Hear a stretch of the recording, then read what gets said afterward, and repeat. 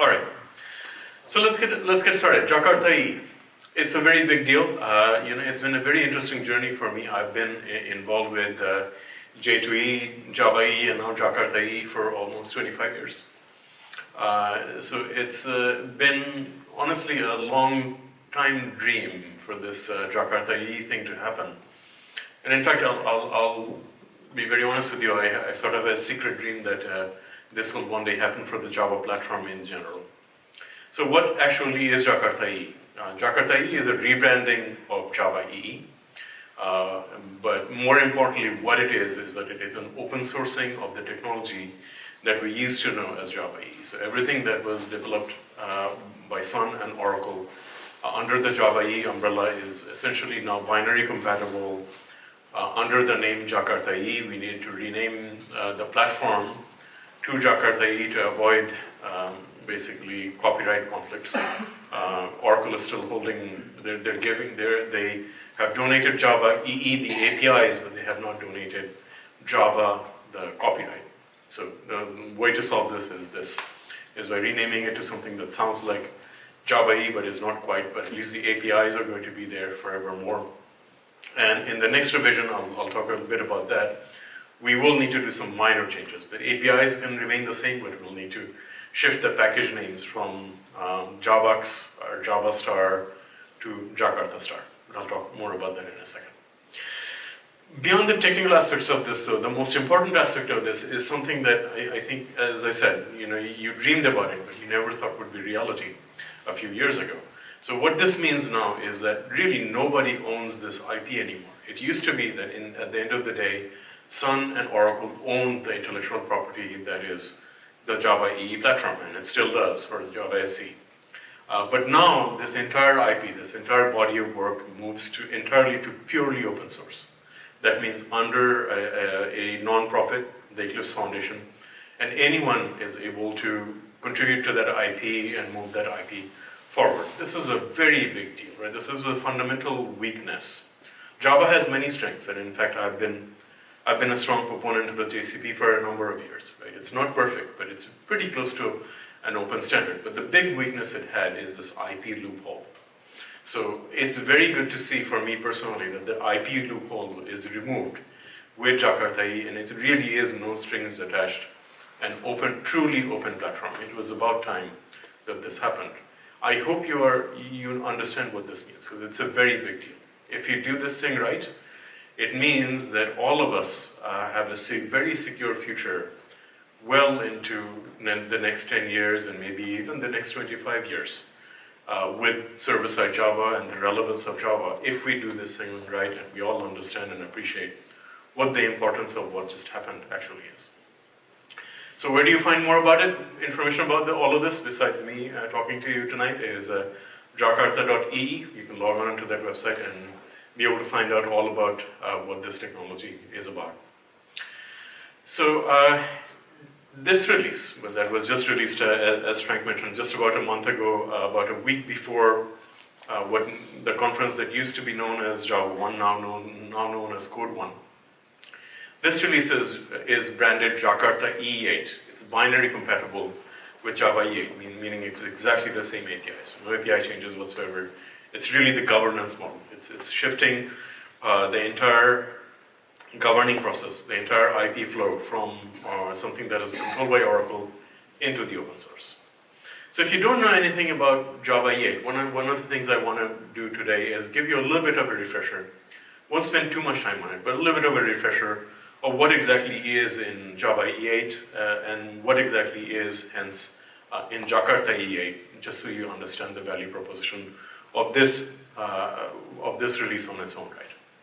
So one of the things that a lot of people actually don't realize, because it's been quite a few years, is that the entire scope of Java EE8 was actually not determined by somebody in a back room, not determined by some core set of super smart committers. It was actually determined by all of you, right? So the reason I say that is because that scope was determined by an open survey. Okay, so what we did was we put in, and I was part of this process. I was at Oracle at that point in time. I was working within the Glassfish team, working within the Java EE team at Oracle doing this. So what we did was we put in all of the ideas that we would be secretly talking about in a back room somewhere and put it in an open survey.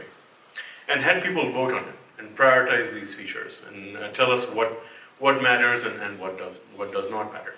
So that survey is still out there available. You should take a look at it. It'll maybe give you some insights into what other people like you are thinking about. So that ultimately is what culminated in the major themes and features of Jakarta E8 or Java E8. So at a very high level, it's these things. First and foremost, it's web standards alignment. Web standards is a funny thing. I mean, it was static for a number of years, right? So if you look at something like HTTP or JSON, these are, believe it or not, good 5, 8, 10-year-old standards. Okay, so these standards are actually finally moving, right? They're moving forward. That is the underlying engine why you are actually seeing all these browser-based frameworks. That's the engine. That's the innovation engine. Is all of these open standards, web standards finally moving forward.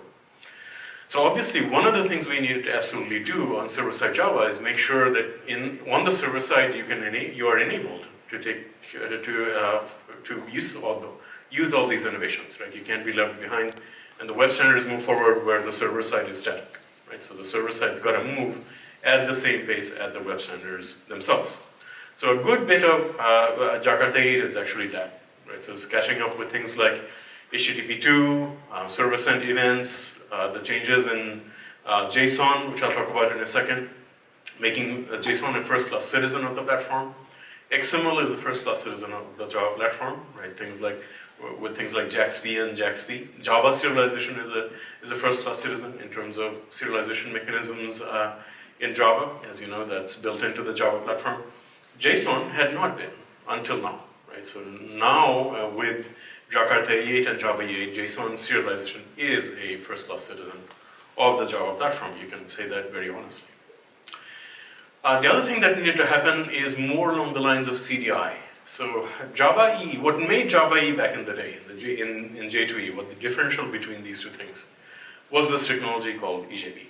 Okay, that's really what was fundamentally different between the servlet spec and the initial version of the J2E spec. The problem is it's a rather antiquated API, right? So it was great for its time. It introduced a bunch of different innovations, but it's a little out of date now. Right, so its modern replacement is something called CDI, or Context and Dependency Injection Standard for Java.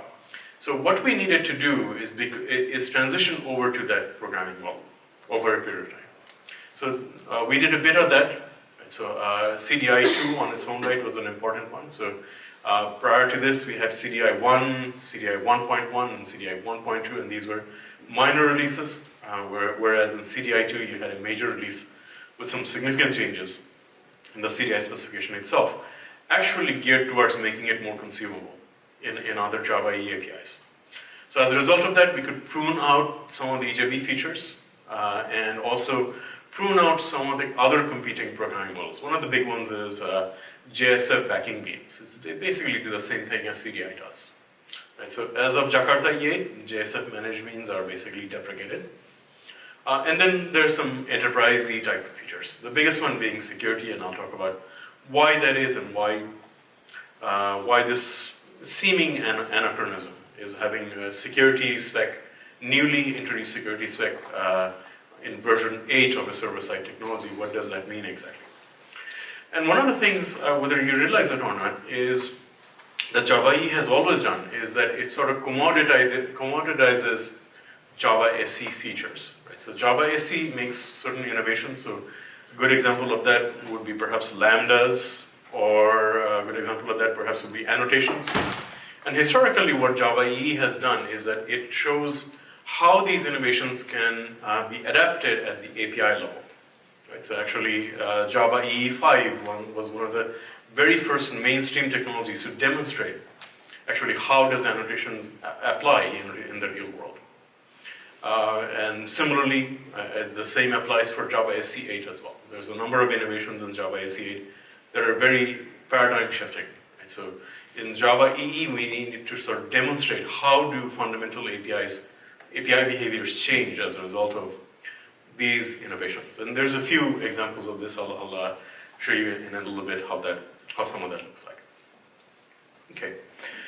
So the most important change, by far the most sort of pervasive change in Jakarta EE8 is Servlet 4, or now called Jakarta Servlet 4. So its principal objective is actually to enable HTTP2 on the server side. So if you looked at the if you ever looked at the web standards, this is actually a fundamentally important point that a lot of people don't realize. It's sort of like air. You don't understand the importance of it until it's taken away, right? And then you suddenly realize, oh, this air thing is pretty important. So if you look at the web standards actually do not have TCKs. Right? So there's no well-defined testing process that certifies that something is HTTP2 compatible. Okay? So you can simply claim to be HTTP2 compatible, and for the most part, people have to take you on your word for it. Okay? So that is not true for Java EE. Right? For something to be Java EE compatible, you actually need to go through a fairly rigorous TCK testing process before you can say this is compatible. Okay. So this is very important from the standpoint of HTTP2. Servlet 4 is basically HTTP2. Right? HTTP does not have a TCK. Servlet 4 does. So what that means is if somebody says that I am Servlet 4 compatible, okay, that's probably your most universal guarantee that that implementation actually does implement HTTP2. Okay. What is HTTP2? How many people know what the fundamentals of HTTP2 actually is? Not quite. Okay, not quite. Okay. All right, fair enough. That's why you're here. That's why I'm here. HTTP2 is the first change in the HTTP protocol for about a dozen years. Okay. So think back to a dozen years and think of how the internet looked like back then. The internet basically looked like a bunch of Wikipedia pages. Okay, you would load a page. The page would be largely textual, maybe a few images embedded in there, and hyperlinks. Okay, so you click on a hyperlink, you go to another page that looks exactly the same. So for that world, what made sense is a text-based protocol, because you're largely dealing with text. A text-based protocol that is single request and single response. It's an atomic transaction. Right? You want a page. You ask the server for that page, you finish up, you close up that connection, you render the page, and then you move on to the next page when the user clicks on the next hyperlink. That's all good and fine 12 years ago. But these days, if you look at websites, most of them don't look like Wikipedia. Okay? Most of them are single page applications, very rich applications. If you log on to CNN or Amazon.com, or eBay, that's a good representative of how a modern web application looks like. Okay, so in this modern web application, this paradigm doesn't work. Okay, the reason it doesn't work is the content is actually largely non-textual in nature. It's maybe in interchange in ASCII format in the end, but in reality, it's not textual data. Right? You're not seeing text on a page. You're seeing video, some code behind the scenes that you don't see, most of the users will not see executing, images, CSS style sheets, again, maybe written in text, but the user does not care. Okay? And on average, so Google did a study back a few years ago, before they created the predecessor for HTTP2, which is Speedy. And what they found out was that for the average web page these days, you're actually loading about 80 resources. Okay, so it's 80 different connections opened up and torn down, right, to load that single page. Highly inefficient. Okay, and most of the data is actually non-textual. Right? You're not looking at that in a textual document. It's some stuff behind the scenes. So you need a paradigm shift. So because of that mismatch in paradigm, ultimately you pay the price in terms of having inefficient page load times. So that's where HTTP2 really is. What HTTP does is that semantically, it keeps the same HTTP semantics, right? So you're still dealing with get, post, so on and so forth. You have headers and so on and so forth. But everything under the hood, how this transaction actually happens with the server is completely different. So instead of being ASCII-based, it's actually binary-based. Right? So in HTTP2, everything is binary streams. Secondly, it's not just one request and one response. Okay, it's actually, you can exchange multiple bits of data, namely about 81, right, on the average web page, 81 bits of data back and forth by reusing the same connection in a multiplexed way. So you're taking a same pipe, okay, and you're subdividing that pipe into streams. And each stream represents an interaction of a resource being exchanged. There's many other optimizations like that. So there's things like header compression, server push, which is an interesting one. So this is an obvious one, right? So if you're making a request for a page and you know that that page has 80 different dependencies, well, why wait for the browser to make those separate 80 calls? The server simply knows you're loading this page. I'm going to give you the rest of the 80 back in the same request. So a lot of these other protocol level changes are basically baked into HTTP2.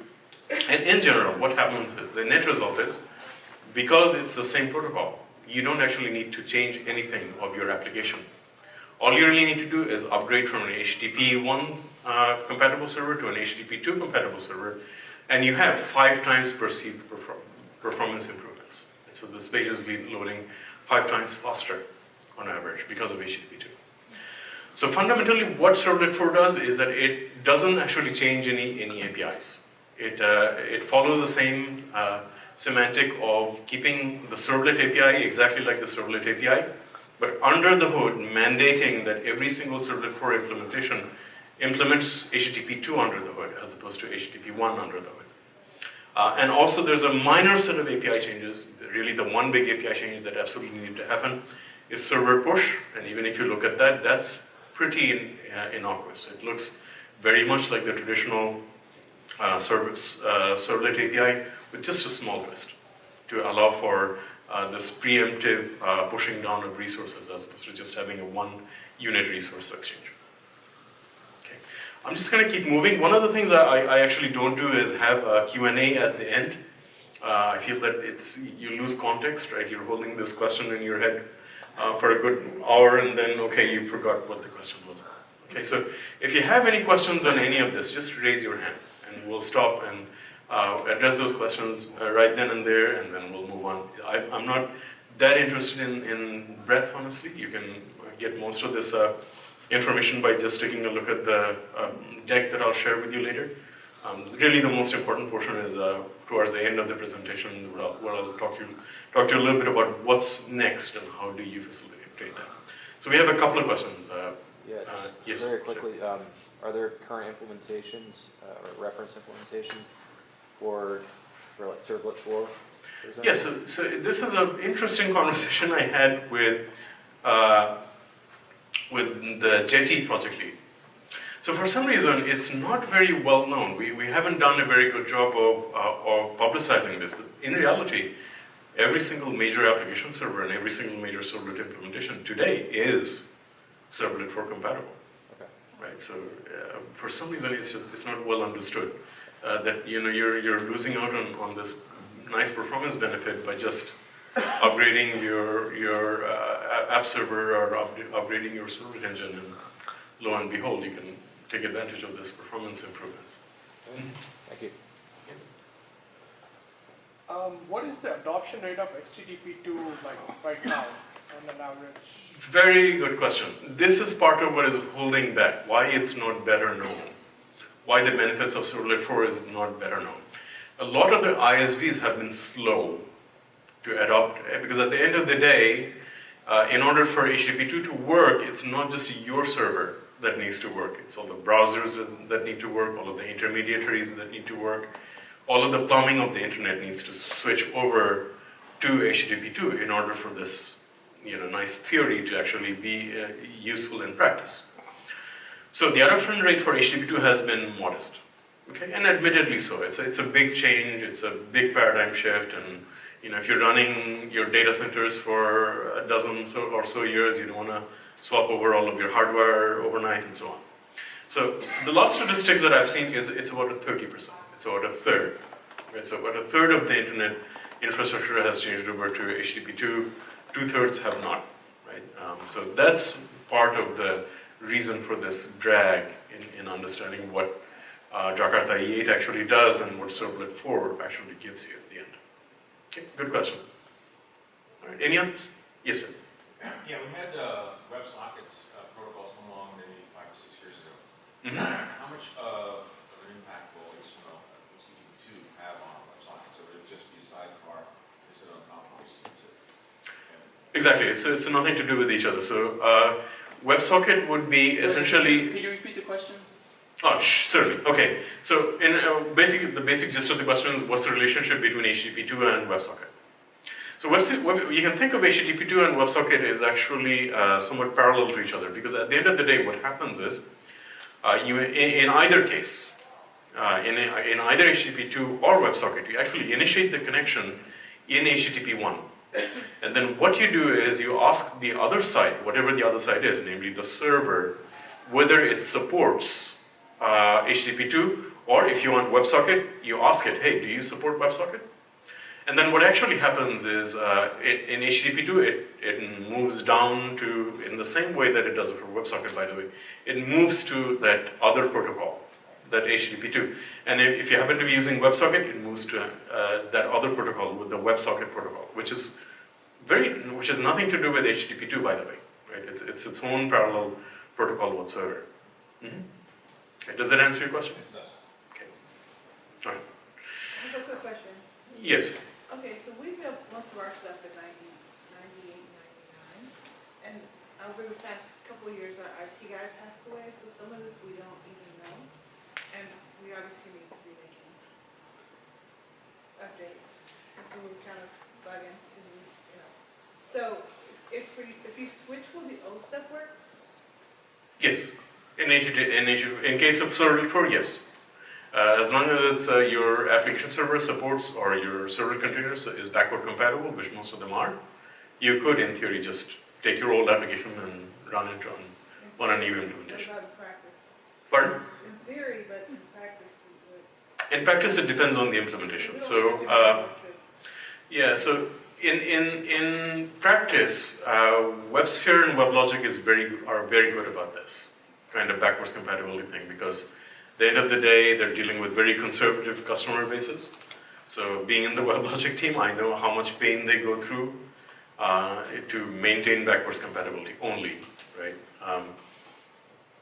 JBoss, some of the other platforms, I think it's hit or miss. Right? So, on the surface, they probably say backward compatible, but it depends in practice how much that is actually true. I think, well, to be fair, it's to some extent it depends on how much you're sticking to the standards, right? So if you're sticking to standard APIs, backward compatibility is easier. If you're using app server specific features or proprietary, framework features, then you're sort of on your own, right? So it depends on how good that proprietary feature was in terms of maintaining backward compatibility. But even then, at least for WebLogic team, I can speak for that team, they're they have old APIs that are still running. They didn't change the API signatures for 10 years for those reasons. Okay, any other questions? Okay, but moving forward, want to talk a little bit about Jakarta JSON Binding. So some of you already probably know, hopefully, JSON XML binding, the Java API for XML binding, JAX-B.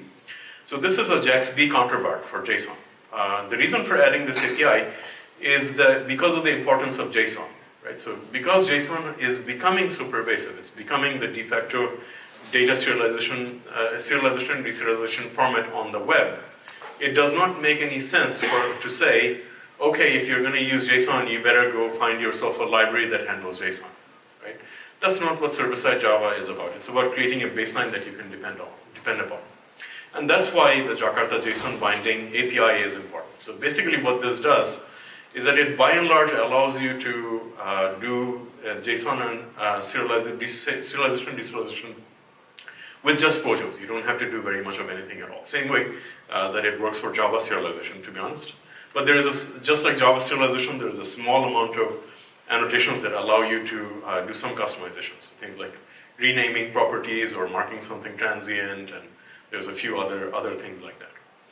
Applications by and large, application servers by and large did support this already in some shape or fashion, right? But Now it's just built in as a standard part of the Jakarta EE platform. How does that look like? It looks as simple as this. And in most cases, you don't have to do anything at all. You just take a POJO. In this example, let's say I have a JAX-RS endpoint. Because everything is already baked into the platform, JSON support is already baked into the platform, all you can really need to do is just return that POJO and say, hey, this REST endpoint produces application JSON. And everything else is basically taken care of for you. At best, you may need to put in some annotations in the person POJO to customize your serialization a little bit. Okay. Aside from the binding API, which is basically declarative, right? So you take a POJO and you serialize, deserialize it. Other than this, there is a lower level API that was introduced in Java EE 7 called JSON Processing. And this serves the use case where binding is simply just not good enough, right? So there are some cases where perhaps you don't need a POJO. Right? You don't need to generate a POJO because all of your content generation is so ad hoc. Okay? In those cases, you need a lower level parsing API. And that is what this API is. It's a Java API for JSON parsing. It's very similar to the Java API for XML processing. It's got two different paradigms. One is more DOM-centric and the other is more stream-centric. So what happened in Jakarta E8 is that basically we're consuming things that are happening in the JSON specification space. And I don't know how many of you know this, but JSON is actually a W3C standard. Okay? So the two specific changes from JSON that we consumed was JSON Pointer and JSON Patch. And there were also some changes from Java SE8 that were put in here as well, namely to make this API a little bit more friendly towards Java SE8 streams. So you can translate back and forth between JSON processing, Jakarta JSON processing collections, and Java SE8 streams. Okay. So this is how JSON Pointer looks like. JSON Pointer is basically kind of like URLs for a JSON document. So if you have a specific thing that you're looking for within a JSON document, there's no need for you to do low-level parsing and traversing of that JSON document. You can simply get to the right place by specifying it in URL format. So an example would be /0, the first element, phones, which is an array, and then mobile, which is an element in that phones array. So that gets you to the right spot just like that. So you can basically put this kind of expressions within JSON processing, and it's a shortcut to doing a lot of XML and JSON node traversal by yourself. JSON Patch is another interesting one. It's actually intended to augment HTTP patch. Now, I don't know how many of you know that the existence of HTTP patch, but basically the purpose of HTTP patch is to replace part of an HTML document. Okay, part of the body of an HTTP payload. So this is a very similar concept to that. What this basically does is that it says, please perform an operation on part of a JSON structure for me. So what are these sorts of operations? These operations in generally are add, replace, remove, move, copy, test. Okay, and it uses basically a JSON path to do these things. So here's a couple of examples that I have. So I'm doing a replace operation. I'm saying please replace whatever is in this JSON path with this value, or remove whatever is in this JSON path, so on and so forth. You can do again a move, a test, so on. Right? So this is useful. Actually, in particular, when you use it in the basic idea, the fundamental idea for this was actually to marry this up with the REST, to create a new paradigm where you would say, here's an HTTP patch. What this means is change some part of your internal representational state, and the payload would be a JSON patch. But it actually did not take quite like that. I have not seen those two things being married just yet. For now, what this is useful for is things like having a set of changes that you would repeat, perhaps. Okay, so maybe do a batch of changes altogether. Or if you wanted to maybe declaratively specify a set of changes to JSON that you execute at runtime. Right? So those are the use cases that this is useful for right now. Hopefully one of these days we will see that that API paradigm emerge of issuing HTTP patches as in REST format and specifying a JSON patch as the actual change body. Okay. Server-sent events, this is part of HTML5. This was an interesting debate actually internally. So we standardized WebSocket as part of Java EE 7. At that point in time, it was a question whether or not to also standardize SSE. Because SSE and WebSocket were actually standardized in the web standards bodies at the same time. So we wanted to see if it was just good enough to standardize WebSocket, and we asked this question in the Java EE 8 survey, hey, you already have WebSocket. Do you need SSE? And actually by a good margin the answer was yes. Okay, so that's how this feature actually made it into Java EE or Jakarta EE 8. So I'll explain what this is. Just out of curiosity, how many people know what server-sent events are? Okay, not very well known, and again, that's why you're here and that's why I'm here. So HTTP is, think of HTTP as a protocol that's appropriate for REST. Okay, what do you do in REST? In REST, everything is an idempotent atomic operation. Okay, so you do one thing happens, and then you do the next thing. So HTTP is by and large a good protocol for that because it is largely geared towards that use case. Right? You do something, the connection ends, and then you do the next thing. Okay. WebSocket is the opposite. Okay, so in WebSocket, what happens is you start with HTTP, but you actually wind up someplace that looks a lot like a TCP pipe. So it's bidirectional multiplex communication. Okay, that means that you initiate, either the server or the client can initiate the connection. It's a long-lived TCP-like connection, and then after that connection is established, either the server or the client can initiate further requests and responses. Okay, and this can all happen asynchronously and in parallel. Okay, so a good use case for those types of things is perhaps online multiplayer gaming or something like a chat application. Okay, so you have a central hub, and you have for each player or each chat participant, those become WebSocket endpoints, and then you can have bidirectional chats that are completely asynchronous and in parallel to each other. SSE is something in between those things. Okay, so it's easier to explain by explaining maybe a simple example. So stock tickers. Let's take that example for a second. So in the stock ticker case, what you want is that you want to initiate a connection from a set of subscribers. So there is a publisher, and then there's a set of subscribers that are interested in, for example, changes in a particular stock. So what you do is you connect up to the stock server, and then you're not done, right? Once you connect, you want that connection to stay alive for a little while. But you are not, as a consumer, you're not interested in sending anything further to the server. All you're actually interested in is consuming information, just like you would in HTTP, but not just one bit of information. You're interested in a stream of information, right? So changes in a particular stock over a period of time, for example. This is what SSE is about. Okay, so SSE allows you to connect up to a server endpoint and get a stream of information over a long period of time. Under the hood, SSE is actually implemented as simply as HTTP streams, okay? or HTTP2 streams, more appropriately in this case, right?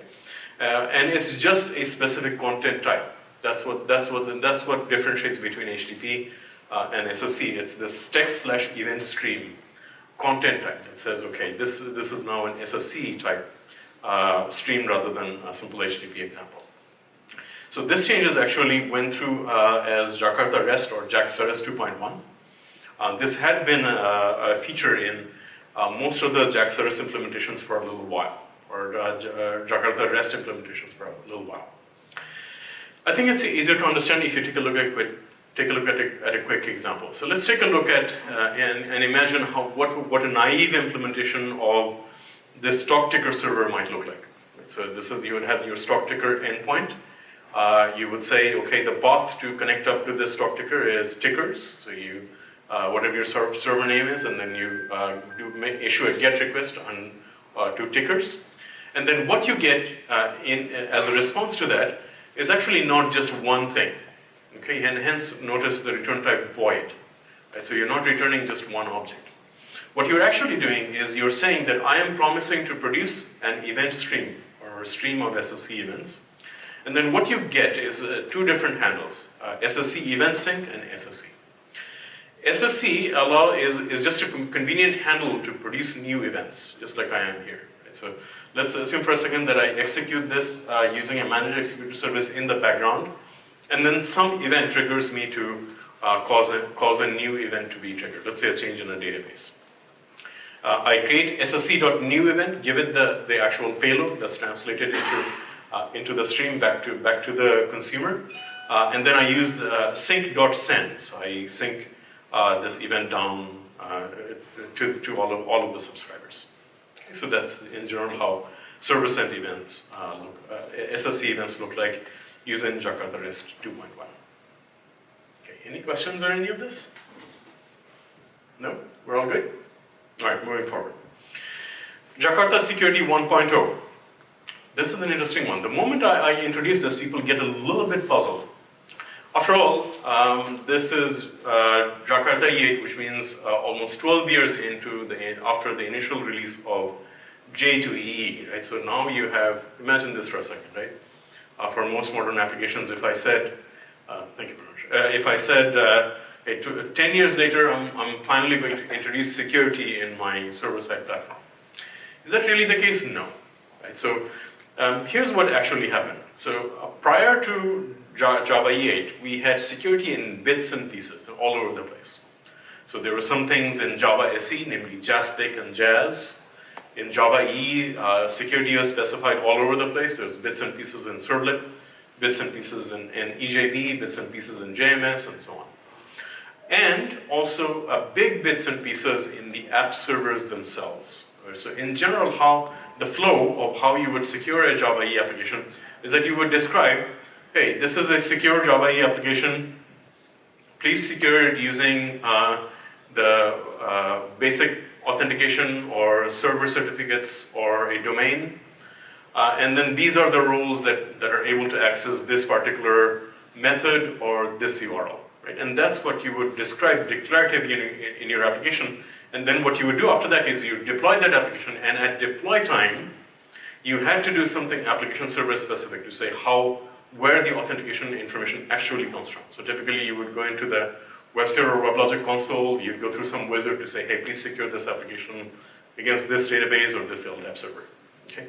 So that portion was essentially non-portable, right? And that model made sense, and it still makes sense actually, because in most cases you want a lot of those administrative tasks not done by the developer, but somebody else whose job it is to know all those nitty-gritty details of what the security server is, how the roles map, and so on and so forth. Right? So that model actually still makes sense, but it leaves this little bit of a problem, twofold problems. Number one is a little bit of complexity. Right? So you need to know for each application server, how is that security done? And your applications are non-portable. Right? So if you were to port from one app server to another, you'd have to redo all of those things in an application server specific way. So the objective of Jakarta security is to solve those problems, to simplify security in the Jakarta platform, as well as improve some portability, and I'll show you how in a second. It's a acquired strategy, acquired taste strategy, let's say. Well, some people will like this way, and some people won't. And I'll show you what I mean in a second. So these are the specific ways that this was done. Simple security providers, simple pluggability, and a universal security context. I'll explain each of these in detail. So first thing is simple security providers, right? So the thing that you were doing at the app server level through sort of in general a WYSIWYG editor or some kind of XML configuration, well, now you can do that through annotations or corresponding XML elements in either WebXML or application XML or ejvjar.xml. And the semantics looks like this. So the two most common ones are the ones that were standardized, namely LDAP or database. Okay, so now you can drop in these annotations and everything just works. Right? So you can start specifying all those authorization and authentication rules, and it will just be doing authentication and authorization using these authentication identity stores. Yes, sir. By LDAP, you mean Active Directory, right? Active Directory is an LDAP implementation. No, I That's right. understand, But Yep. you assume it's like Active Directory. It's not like Open LDAP or, I mean, generally from the syntax, right? I see. So this is a correspond. So the identity store that was standardized is speaking to the LDAP protocol. So Active Directory actually does support LDAP. Yeah, so it can be either or. Yep, sure. Yep. I have a question on that. Yes, So sir. where is the authentication information to the identity stores? Not seeing it there. Yeah, so there is a username and password. There's other to the actual connect to the actual. How do I actually connect to this thing? Right? Yeah, that is there. I don't have it in the example. Okay, so it would be specified here. Yep, it would be. Yeah. Is there any, shouldn't be clear, so how is that? Typically, application servers provide aliasing capabilities. Right? So you would put in some hash that would generate it in some app server specific way. Yeah. But in general, there is a problem with doing this, right? I mean, you as an application developer suddenly know all this information. It really is not, maybe you shouldn't know it, maybe you shouldn't know it, or maybe you should, whatever, right? Okay, so that's the simple security providers. Now let's assume for a second that these simple security providers are not good enough, right? You authenticate against some other proprietary means that's neither LDAP nor database. Then what do? You can very simply do this. Okay, so all you really do is you create an application scope bean, you put it in your application. It needs to implement the identity store, which just has a single method that you need to implement called auth validate. Okay, and validate takes a credential as an argument. Credentials could be vendor specific. Right. In general, the lowest common denominator is username and password, but it could be a cert, could be really anything. Okay, that extends credential, and then you send back a credential validation result. And this is not an interface; it's a concrete class, and all that it really has is that it's a binary succeed or fail, some messaging text, as well as the actual authentication roles. A set of key value pairs that denotes what your roles actually are, what your authenticated roles are. Okay. So those of you who know the Java EE security a little bit well, yes. The last point. Mm-hmm. Does this integrate with SAML in any way? Is there any way to do federated? Generally not. So SAML is not. So this was an interesting debate, and I was in this EG. The problem is SAML is a little bit passe these days. So it's an open question whether you do SAML or would you just skip SAML and target something like JWT, okay, which is basically the REST equivalent of SAML. And basically, well, that's the choice that was wound up being made. Is okay, we won't standardize SAML because it's, maybe it's going away, and we'll just standardize JWT instead. But most app servers do provide support for SAML still. What about this SPI? Does it work with this SPI? I don't know. I'm not sure. Yeah, maybe email me out of band and I'll connect you with the right person that may be able to answer that. Okay. Okay. All right, so the other issue I mentioned is Java EE security is rather sort of scattered, right? So you have a little bit of it in servlet, a little bit of an EJB. In fact, they both have different security contexts that basically do the same thing. At the end of the day, a security context is really nothing much more than who's logged in and what are their roles. And there's two different APIs in servlet and EJB because these two APIs were created at two different times. Right? Servlet was standardized first and had the same interface. And then EJB was created later and felt the need to create yet another interface that looks exactly the same. So instead of doing that, what the Java EE security API said is, okay, we're going to provide a unified context that's usable anywhere. It's unified. It's available in servlet. It's available in CDI. It's available in any bit of your Java code, And the way you get a handle to it is you simply inject a servlet context just like this. Okay? And then you do whatever you need to do.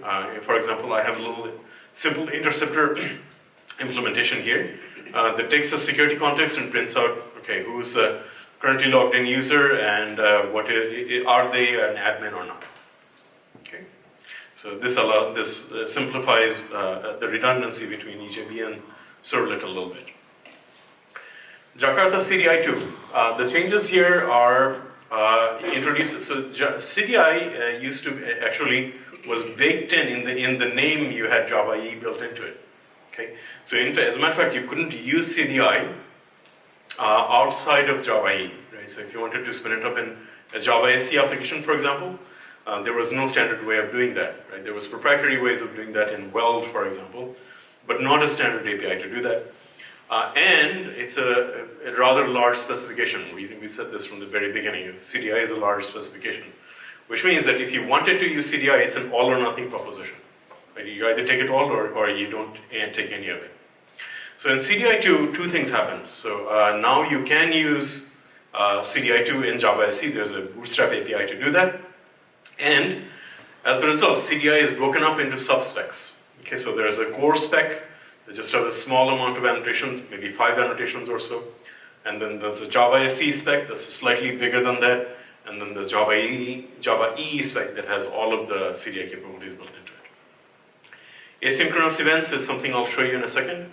Also, there was a whole bunch of portable extensions, SPI enhancements. So this is one of the big value propositions for CDI. It actually allows you to enhance Java EE in arbitrary ways. You can do all kinds of crazy things to the Java EE programming model, and basically this is geared towards plugin writers, people that would write extension APIs that integrate with Java EE application servers. In the first revision of it, 1.1 and 1.2, I actually tried to write a portable extension. You could do quite a few things, but it was very difficult to do some things. It was very library, it was obvious that this API was geared towards library writers, not end users. So as part of CDI 2, actually a lot of that was cleaned up, and it's a lot easier to write a CDI extension now. And CDI also did a bunch of alignment with Java SE, namely with repeatable annotations and as well as the Computable Future API, which I'll talk about in a second. Okay. So this is the asynchronous events feature.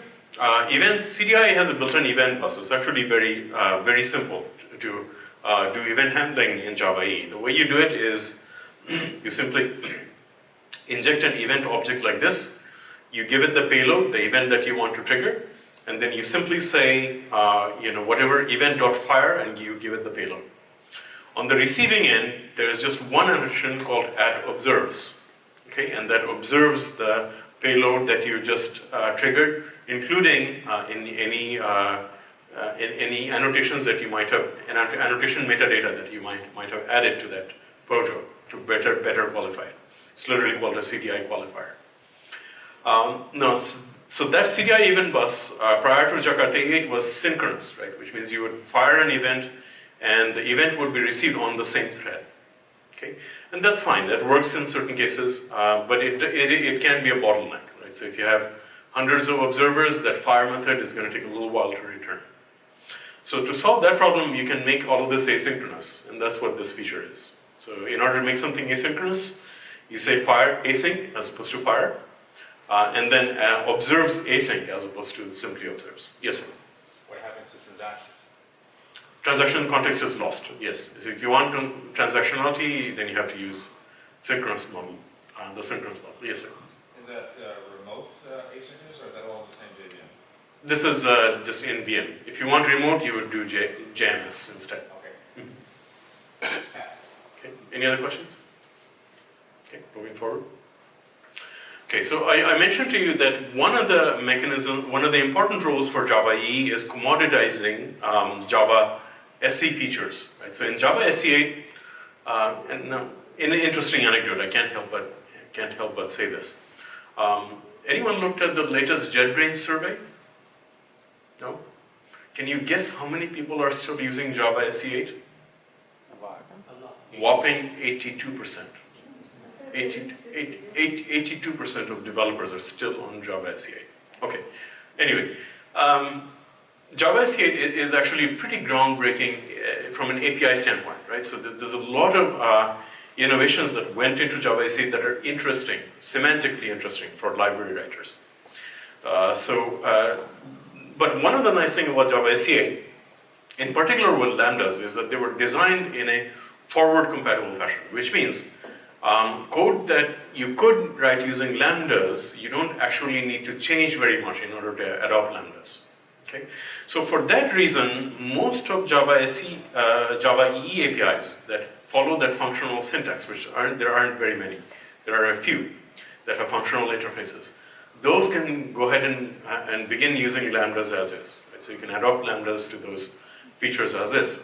However, so what that means is, so the other changes, things like the Datetime API, for example, that also, when you're dealing with the Datetime API, you're largely dealing with business logic. You're doing those datetime manipulations within your business logic.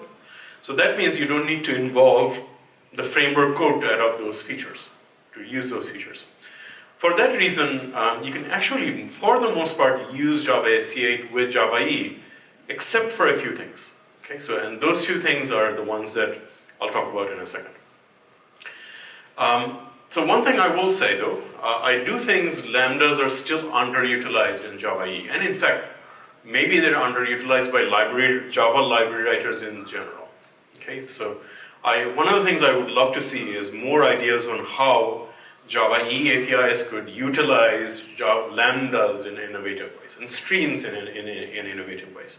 There have been some work around this, like one of the ones that I mentioned, but not a lot, still, I would say.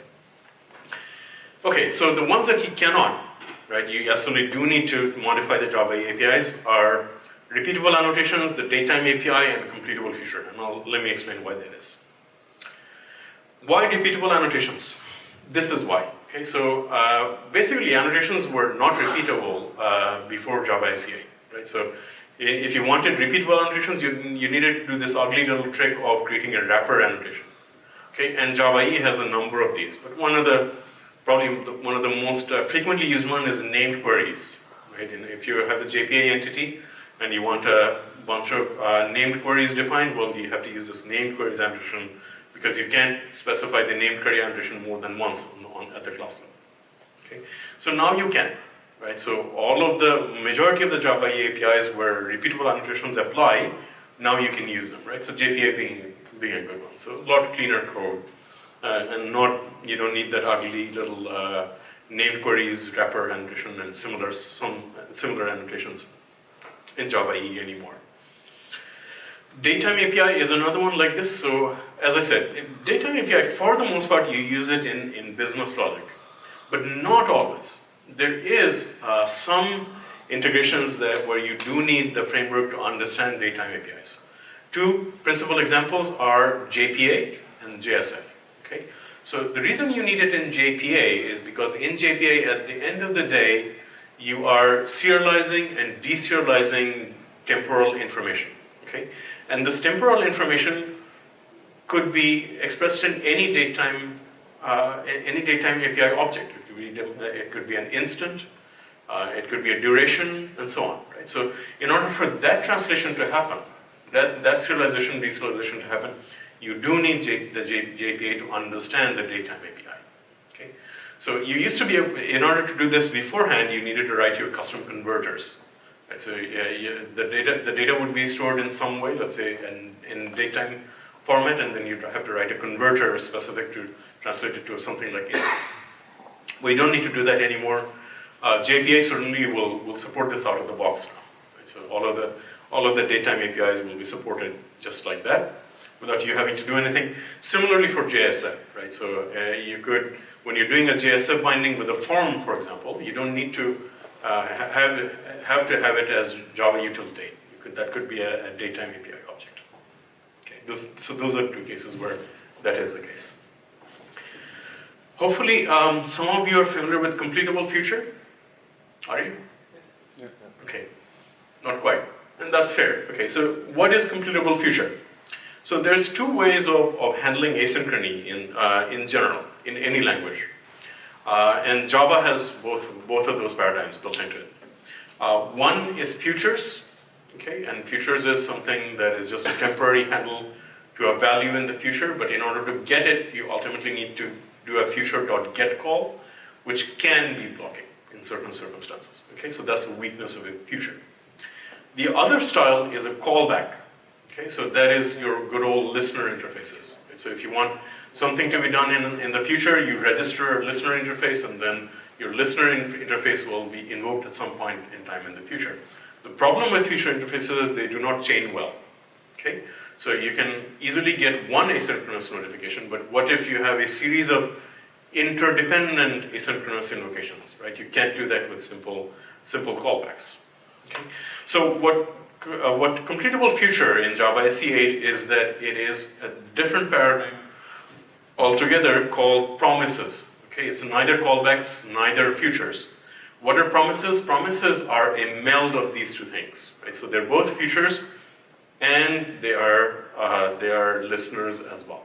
Okay, so what happens is you get a handle to something that happens in the future, but you do not do a get invocation anymore. What you do is you register a listener. Okay, so it's a neat trick.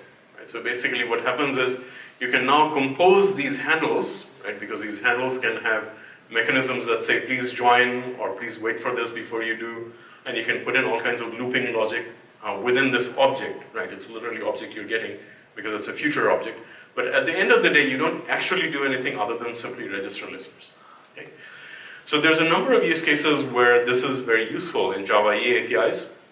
And again, the principal use case for Computable Futures is in business logic. Right? You would write your own business logic, and in the business logic, you need to handle Computable Futures. But there are some cases where Java EE APIs also need to do this. And that is wherever there's asynchrony. Okay, so one case of asynchrony is in JAX-RS client APIs. So if you have, let's say, complex calculations that involve multiple REST invocations, well, you can now do that using JAX-RS as a client API because it supports the Computable Future paradigm. Same thing for EJB at asynchronous annotation as well. That has a similar use case as well within Java EE. Okay.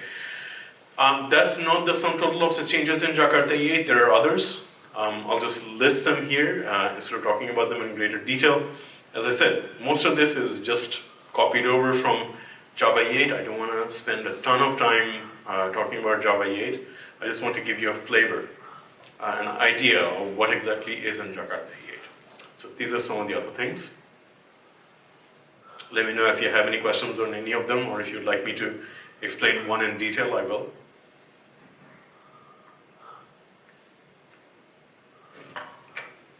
When I see my self-explanatory. All right, so what are the Jakarta EE 8 implementations today? So big difference now is now you don't actually need to pay anybody anything or ask for TCK access or anything else like that. Remember all that Apache Harmony debates and whatnot? Well, that debate used to exist in Java EE as well. Geronimo had the same problem. Right? It had to be granted a TCK scholarship in order to be compatible. Well, now you don't need to do that. Right? Let's say you decided to create a Jakarta EE 8 implementation. You don't have to ask anyone's permission to certify this anymore. You can just go download the TCK and run it and tell the Eclipse Foundation, here's my certification, here's my TCK results, here's my proof, I ran successfully, and your name goes in the Jakarta EE compatibility list. Okay, it's as simple as that. This is very, very important. And right now there's 4 implementations, Glassfish, Open Liberty, Pyara, and Wildfly. There will be more coming. In particular, you can expect Webster, Liberty, and most certainly JBoss EAP to be added to this list in the near future. Okay. But you can keep track of what the compatible implementations are by going to Jakarta EE/compatibility. So not WebLogic. You didn't mention WebLogic. Yes, WebLogic is one of the ones that should be coming soon as well. That's right. Yeah. Okay. All right. So for those of you who have been keeping track of things, this transfer process took a long time. Okay, the transfer process, this is a huge API set. In fact, there's never been an example of this amount of IP being transferred from a corporate entity to completely in open source to a foundation. Okay, so it took almost 2 years to do this transfer process. Probably why you haven't heard or haven't seen anybody do a Java EE talk in a little while, maybe, except for Adam Bean. So, what does this mean? Right? Does this mean that the Java EE ecosystem has stood still for 2 years? Yes and no. Okay. So one of the things I will say why it's not been. By the way, I'll share another interesting little anecdote. So in the JetBrains survey, for example, can you guess how many? There was a question that says how many people use a Java EE API. Can you guess how many people said yes? About 70%. Okay, 70% are using some kind of Java EE API or the other.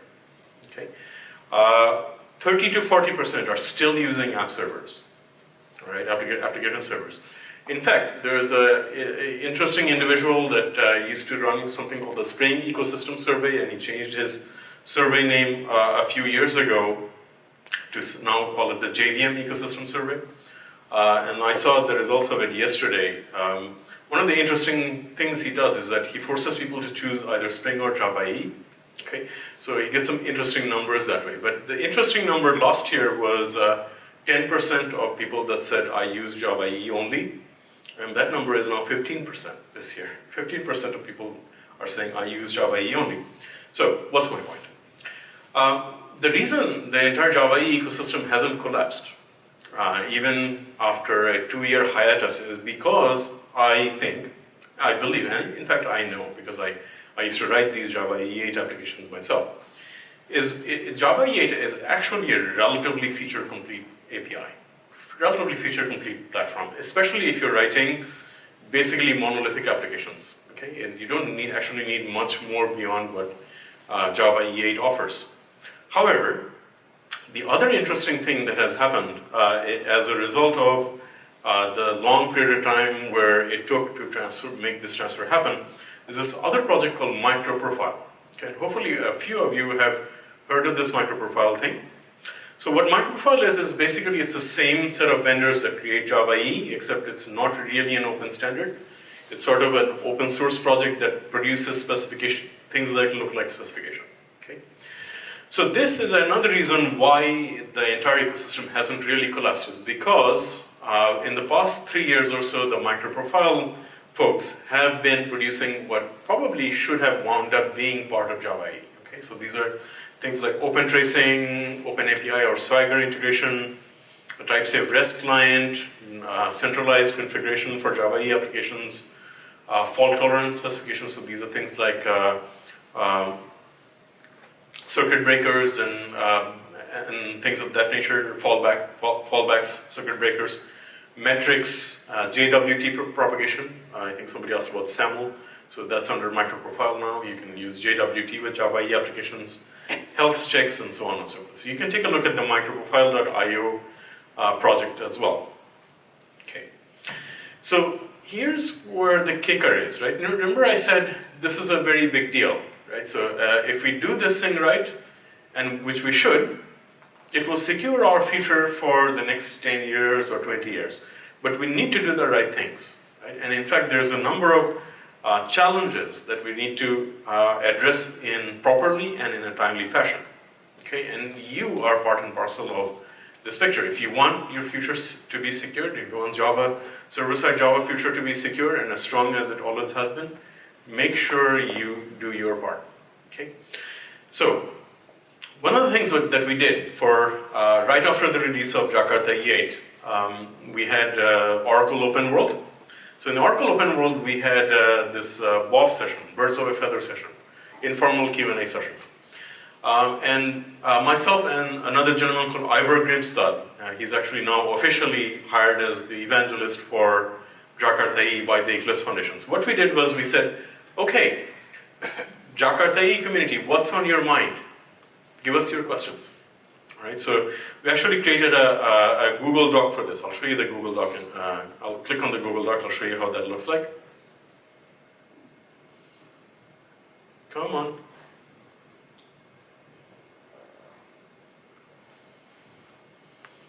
Okay, is it ever going to open up? I hope it will.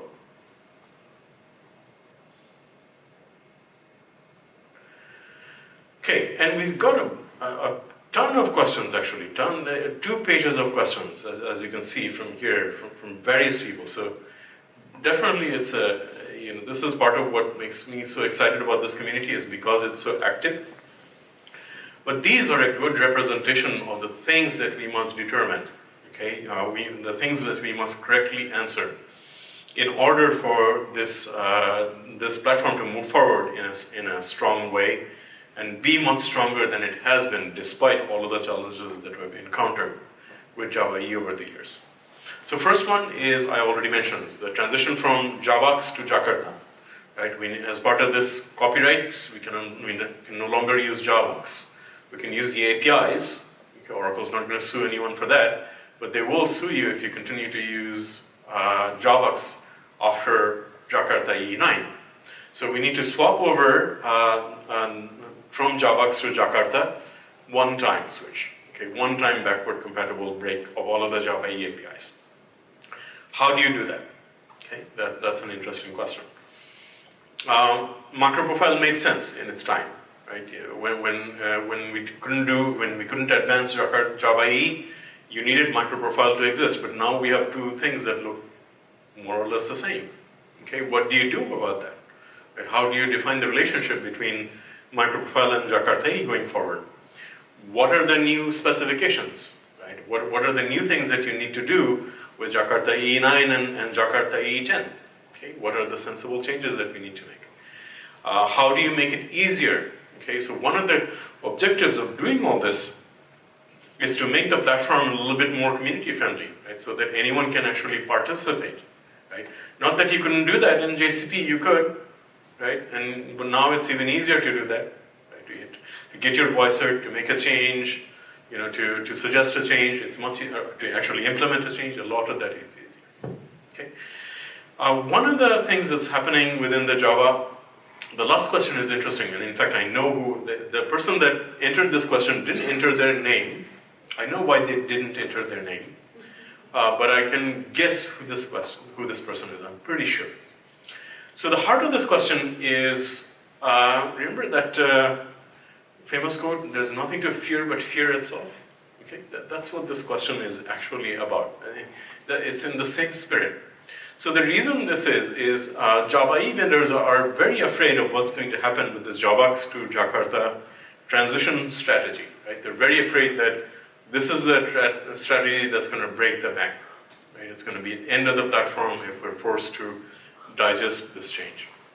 But it's unclear that they've actually asked end users. Okay? So obviously I want to know what the right answers to these things are. And frankly, I don't pretend to be that smart that I automatically know the answers to these questions. So in fact, over the years, obviously, I have a set of trusted Java EE adopters that I work with on a day-to-day basis, right? I know these folks well. I've been talking to them about various things for ages. So actually what I did was, believe it or not, those questions are very ironic in the sense that those are the exact topics we were also talking about behind the scenes with these folks. So first thing I did was I've been having these conversations, right, to figure out what are the right answers to these questions. The other thing that I can do is I have a Twitter following. Okay, so if I have a Twitter following, I can utilize these folks. Usually people that are following me, they're following me because they're interested in this technology, same as me.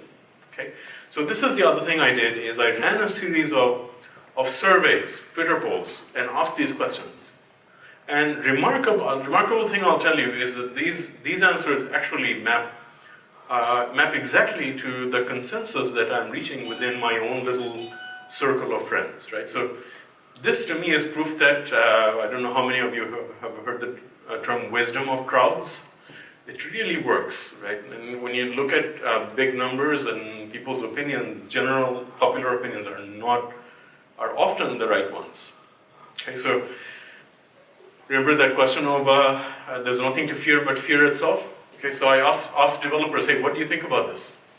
Should we avoid this naming transition as long as possible?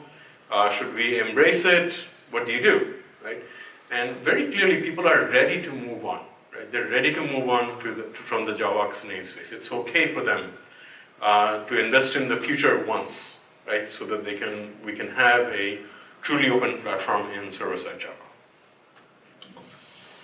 There's a couple of different ways you could go about this change, right? You could go about this change on an incremental basis. So as you change APIs, you could swap them over to Jakarta, or you could do it all on once, right? It's just one big copy step. And again, I did a community poll on this, and it's very clear what people want. They don't want to deal with backward compatibility changes every single time. Okay, they just want to do it once and be done with it and move on. What do they want with microprofile? Are they so enamored with it that they would like it to continue moving forward? Or would they like just one canonical thing in server-side Java? And the answer is yes, they want just one canonical thing in server-side Java. We don't want competing standards. Okay, we just want one standard. And people are converging on Jakarta EE to be that standard. You could, as part of the microprofile and Java EE merge, hypothetically, you could have two different namespaces. You could have the microprofile namespace and you could have the Jakarta EE namespace. Is that what we want, or do we want a uniform namespace, just like we have a uniform namespace in JAVAX or Java star? And the answer is yes, people would like to continue that consistency of naming and branding and namespaces. So these are not questions that are all said and done. Okay, so I'll tell you one thing that I've seen in the JCP, and it hasn't changed with Jakarta EE, is it's very difficult to drive consensus between these big players, right? So it's like almost they feel compelled to argue with each other. Okay, so this is where you need to be the voice of the reason and the voice of mediation, right? So it's one thing for me to run these surveys and to share these results, and to have offline chats with my friends and agree on the same things. But it's much more powerful if you guys, the actual people that are current or potential consumers of these technologies, to voice your opinion directly on a forum, to say, hey, this is what I want and this is why I want it. It's much more powerful than for me to try to gather this opinion and try to sort of be your proxy, okay, in these discussions. I'll tell you how you do that in a second. What about future-looking features? Believe it or not, a lot of, again, in my opinion, a lot of Java EE is actually fairly feature complete. You don't need a lot of things in the core platform anymore. There are certain things that are obvious. So these are sort of my own laundry list of what I see actually being necessary in the core specification, as opposed to libraries and extensions and so on. You don't need every single thing to be standardized. You just need a core important things to be standardized. I won't go into details of this. I think it's really not necessary, but I'll describe it at a high level. So NoSQL, I think, is an obvious one. NoSQL has not replaced relational databases by any means, but it has created its own important enough niche so that we should have a standard API for it. We haven't fully deprecated EJB yet. There's still a lot of features bound with EJB. Message-driven beans is a big one.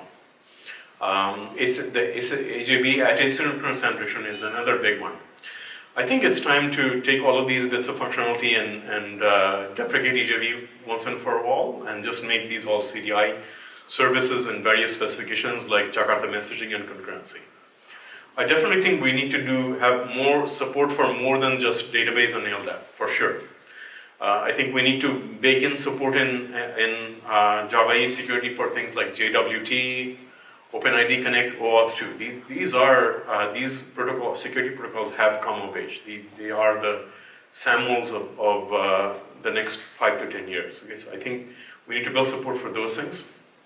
Managed executive service, you probably won't understand what this is unless you're deep into Java EE. This is basically just like those security provider implementations.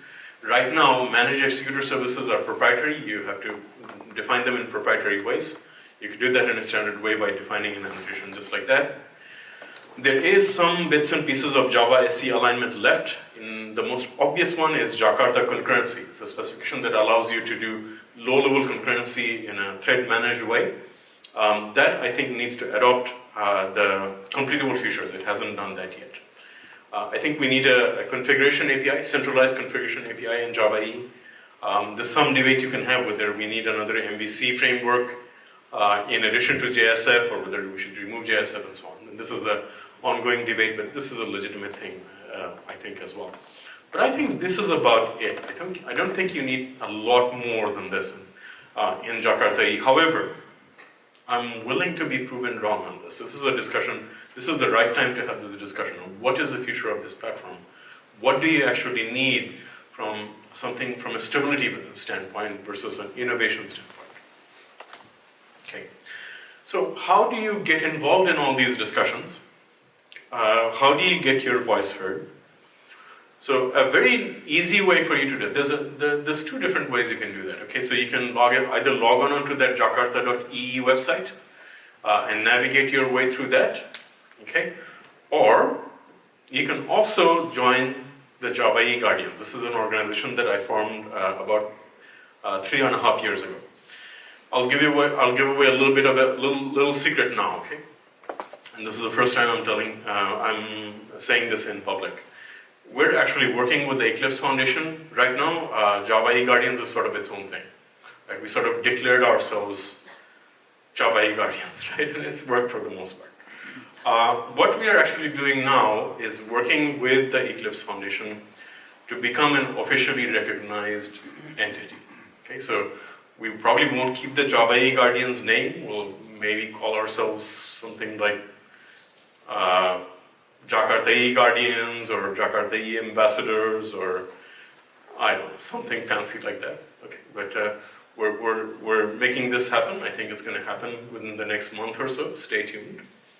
And we're not a country club. Okay, we are more like a union, right? So what that means is all you need to do in order to join is say, "I want to join." That's all. Right? There's no dues, right? There's no entry-level requirements, no guards at the door. Okay, so join this little union, and this is how we secure our own future, how we secure the future of this technology, and hopefully by extension, secure the future of Java. But for now, you need to either log on onto the website or please follow us on Twitter. I have a question. Yes, sir. When you say secure the future of Java, what do you mean by that? It's an interesting philosophical discussion. So it depends on what makes Java strong exactly.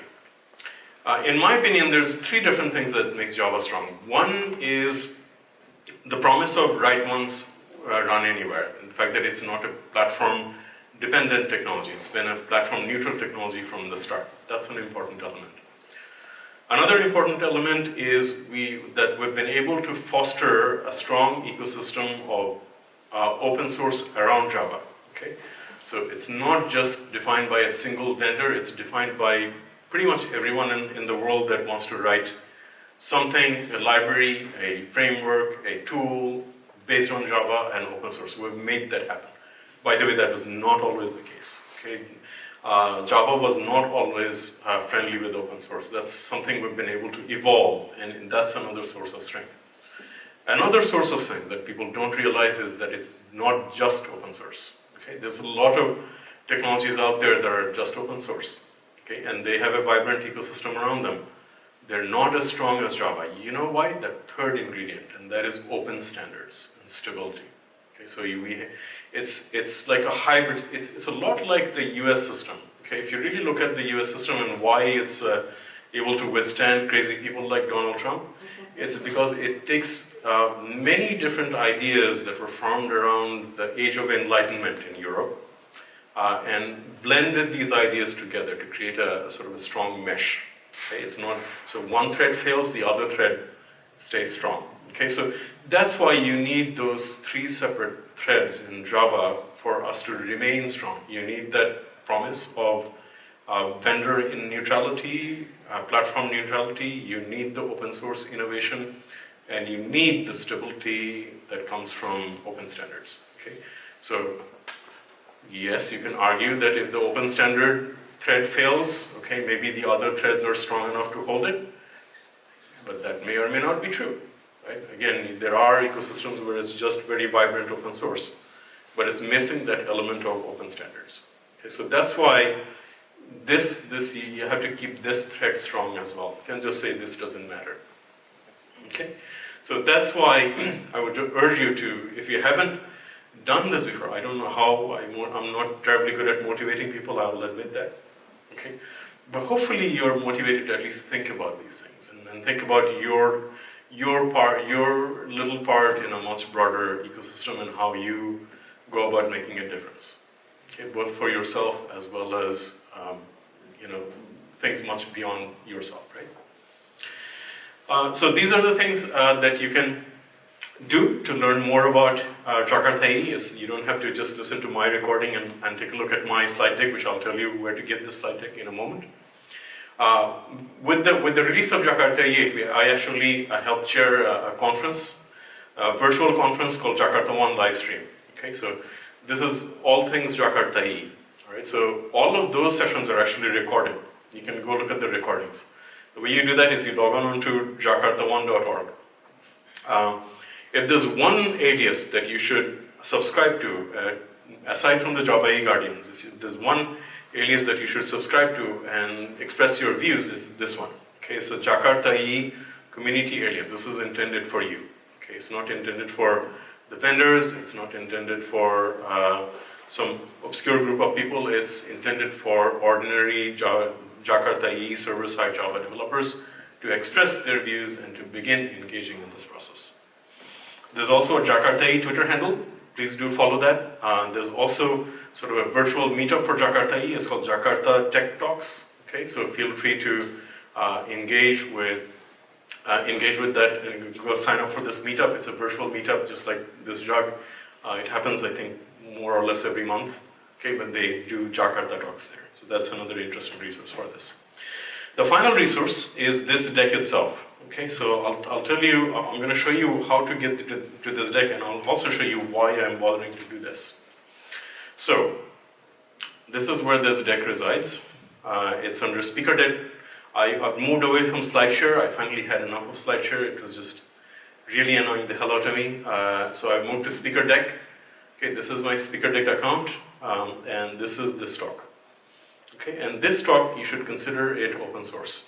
What I mean by that is one of the things I want to help accomplish is make this stock such that anyone can take this deck and take the material and present it themselves. Okay, so you're here. Okay, hopefully I've multiplied by myself by around a factor of 50.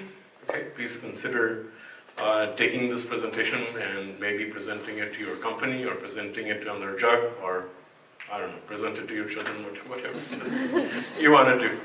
All right, thank you very much. I appreciate your time and I certainly hope to see you soon. Thank you.